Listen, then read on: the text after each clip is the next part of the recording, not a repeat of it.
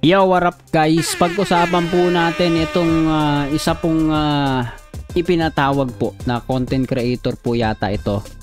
Kung saan ito po ay nagpapahayag ng mga pananalita against kay Tariela po na ating parte po ng PCG natin.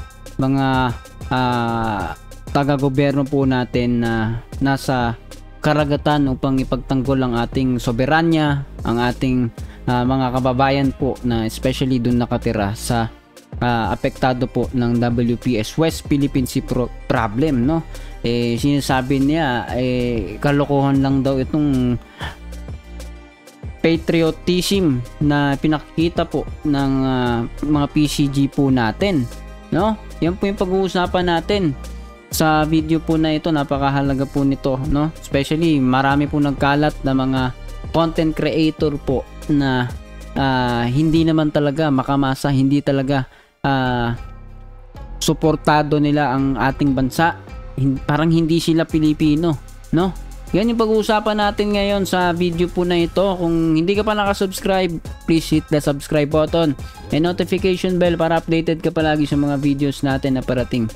Tara, umpisahan na natin to.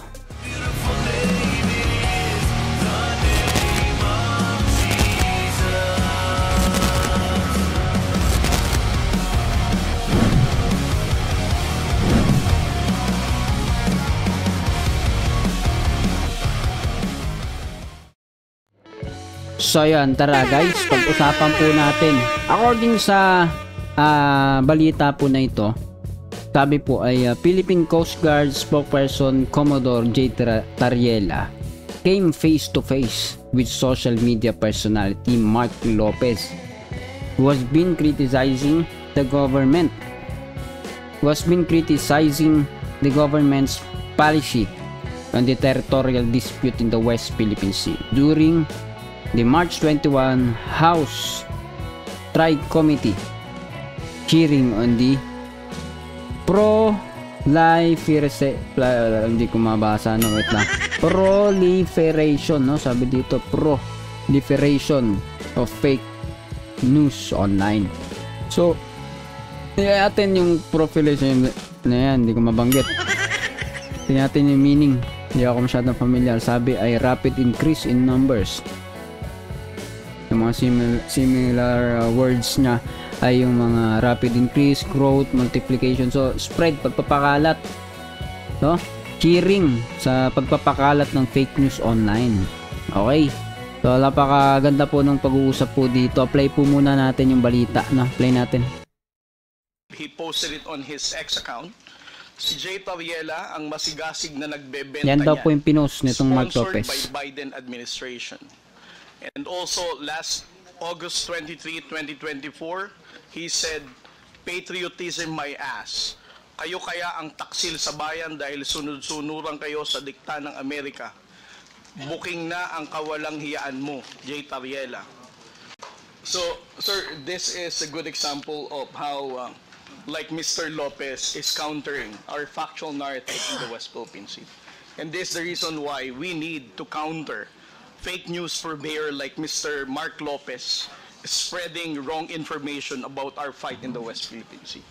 Ito ang dahilan kung bakit ang hirap nating pagkaisahin ng mga Pilipino sa mga pagsasalita na katulad ni Mark Lopez na ganyan, that he never hesitates to call out the aggressive actions of the People's Republic of China, and he appears to even side with the People's Republic of China's narrative. Commodore Tariela,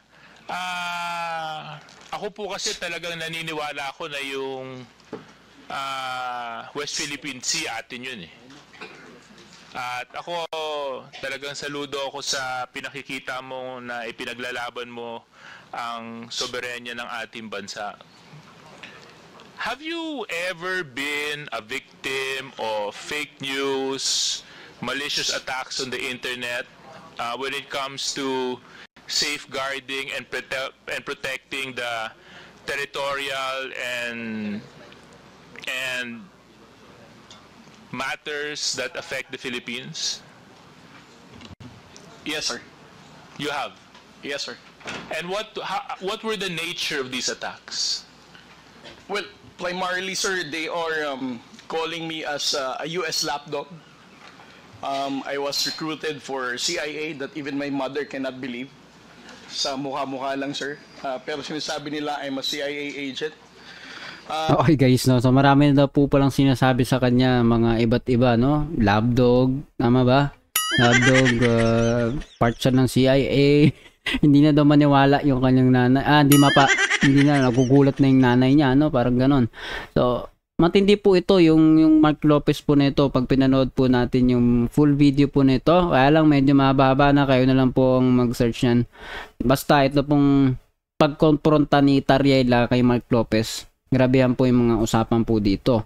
So, skip na po natin sa bandang dulo kung ano-ano na po yung mga sinasabi po nito, no? At saka, ewan ko, no, Mark Lopez pangalan niya, pero hindi siya mukhang Pilipino, no? Asensya na po, no? Baka siguro may lahi siyang in-check o ano man. Pero kasi yung pananalita niya parang hindi pang Pilipino. Parang pang Chinese yung interest na meron po siya. Tignan po ninyo. The basis of my assertion about Commodore Tariela is very striking because yung pong ginagamit niya mga terms regarding the South China Sea issue is very similar to the United States propaganda regarding the South China Sea issue. And it is also on record that Commodore Tariela has been to the United States, has been is very supportive of the assertive transparency that is being propagated by the United States in the South China Sea. Okay, thank you very much, Mr. Mark Lopez. Ang hindi ko lang po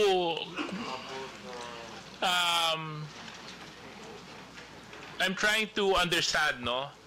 You're saying that he is a lapdog just because he's fighting for what is rightfully ours? It's in the similar vein, kasi yun din naman po ang sinisigaw ng mga mamamayang Pilipino, atin po yun.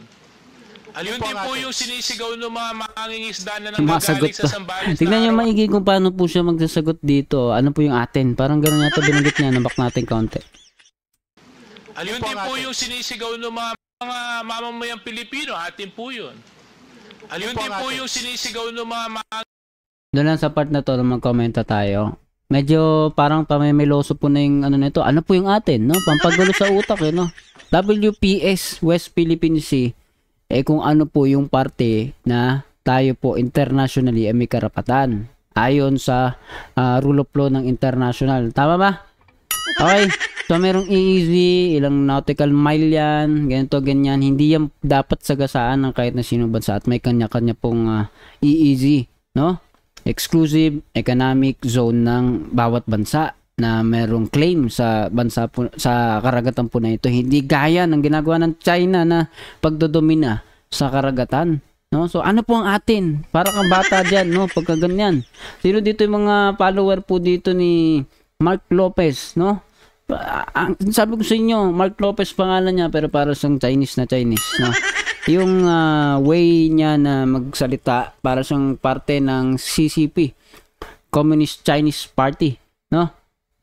At against napaka-against niya sa Amerika, 'di ba? Against tayo sa Amerika kung may mali, pero wala namang mali sa part na to kung ano yung pinaglalaban natin, sinasabi natin na karapatan at hindi tayo dapat gipitin at dominahin.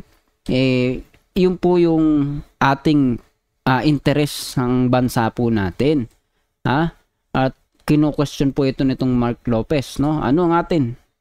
Ganun ba? Tama ba ako? Tama ba? Comment down below, ha? Ayan po yung aking pagkakaunawa dyan. Mangingisda na nanggagaling sa Zambales na araw-araw kinakawawa na binabangga ng mga Chinese militia vessels. Yun din naman po yung nararamdaman ng milyon-milyong Pilipino na yun po talaga ay para sa Pilipinas at pag may may-ari ng Pilipino. At ngayon po nakakalungkot, kanina nung ini-interpolate ni Kong Rog, pati yata yung Palawan, sinakop na rin ng China sa kanilang bagong press release. No, ito po ba dahil sa nais to ng US? I don't think so. Mr. Chair, I think that's reckless. I'm not fighting for US interest when I'm fighting for what is Philippines, what is pro-Philippines, what is ours. I'm fighting for the Philippine interest only. Mr. Chair, pwede ko po matanong, ano po ba yung atin na inagaw? Hirap na ito, no? Ulit? Ano po yung sa atin na inagaw? Ano po yung? Ano po yung Dapat ating kasi sinasagot territory na nila to inagaw? ng ano eh, direkta eh. Kinuha? What do you? Wait. Mr. My Chair, point- point of order my- is, do we allow, Mr. Chair, I'm sorry, do we allow a resource person to ask question to one of the committee members here, Mr. Chair? Or it should be the other way around? Yes. No, I don't mind. If you want to get into a debate with me, Mr. Lopez, about this, then I'm sure we can. But my point is, you're saying that just because I, for example, believe that is rightfully owned and that is rightfully by the Philippines, and you're saying, and your logic is I'm following US dictated narratives, ganun po ba yun? Mr. Chair, the South China Sea issue po kasi is a very complex issue. And ang nakakalungkot po kasi, ang Pilipinas po ang ginagamit because of our strategic location. The South China Sea issue is a Anyway, Mr. Chair, Para tayo may kausap na ditong alagad ni Xi Jinping. No? Yung sabi natin kanina, yung EEZ, ilang nautical mile, 200 ba? Dapat may karapatan po yung ating bansa. Meron pa rin po dun, ang alam ko, no? Correct me if I'm wrong, meron pa rin, no? Paghati-hatian ng mga bansa, kung saan man yun, kung mayroong mga doon na apektado yung pangkalahatan, tulad po ng may tinatawag na gas, no? Tama ba ako? Ha? Hindi ko masyadong sure, pero may mga usapan na po dyan yung mga bansa which is hindi kinikilala po ng China. Yan po yung problema. Diba? Tama ba ako? So, yan po, no? Yung issue dyan. Pero itong si Mark Lopez, question ng question, alin po ang atin? Taga dito ka ba talaga? May claimant nga, may mga claimant iba-ibang bansa, pinag-uusapan yan, kaya nga hindi yan ginagalaw basta-basta ng ibang bansa kasi nga, no? Maraming mga claimant yung lugar po na yan, hindi lamang po tayo, pati nga China, di ba? Nakiki-claim din po dyan. Pinag-uusapan po dapat talaga ng mga bansa po yan, hindi gaya ng pagdodomina po ng China. Pero ito po paulit-ulit, ini-insist niya lagi, no? Pang mababaw na usapan. No? Pang makitid, pang isang side lang. Kulang na lang sabihin sa China po 'yun ha, 'di ba? Ewan ko dito, no. Skip natin konti dito, medyo heated yung argument po diyan. At mayroon pang sinabi na parang nambomba rin daw yung Pilipinas sa China, parang ganoon, tapos binawi niya, hindi na daw, fake news daw siya sa huli, bandang huli yun yung sinabi niya. Fake news daw siya. Water cannon ang Pilipinas sa China. But ang pinag-usapan natin dito is all about the West Philippine Sea. Now, ano yung sinasabi mong water cannon? Mr. Chair, I premise my statement po kasi, kanina sinabi ko po, that the South China Sea issue is a complex issue involved... Sandali po. Please answer my question. What do you mean that the Philippines is using water cannon? Kasi po yung water cannon is a facility.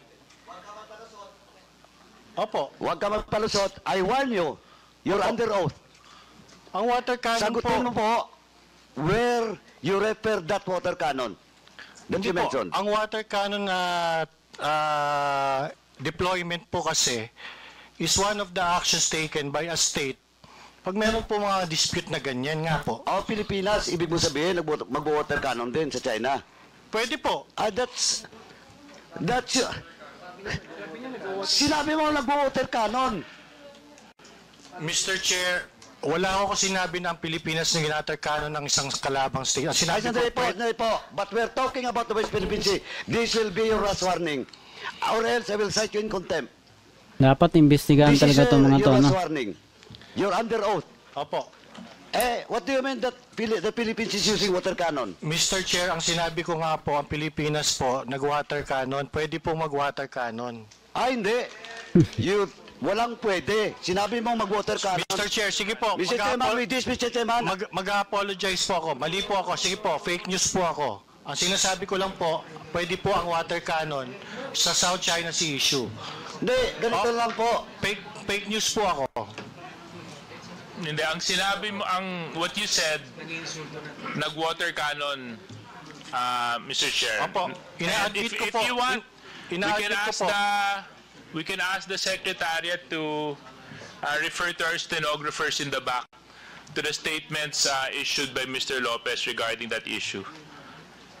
So, we have never taken, I don't think, that's reckless, absolutely reckless. Anyway, I want to show a photo, but of course. Mr. Chairman.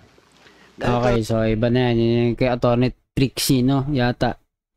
Oo, tama. Yan yun. Kasi, diba, yung mga nag-seminar ng mga vlogger sa China, funded po ng China.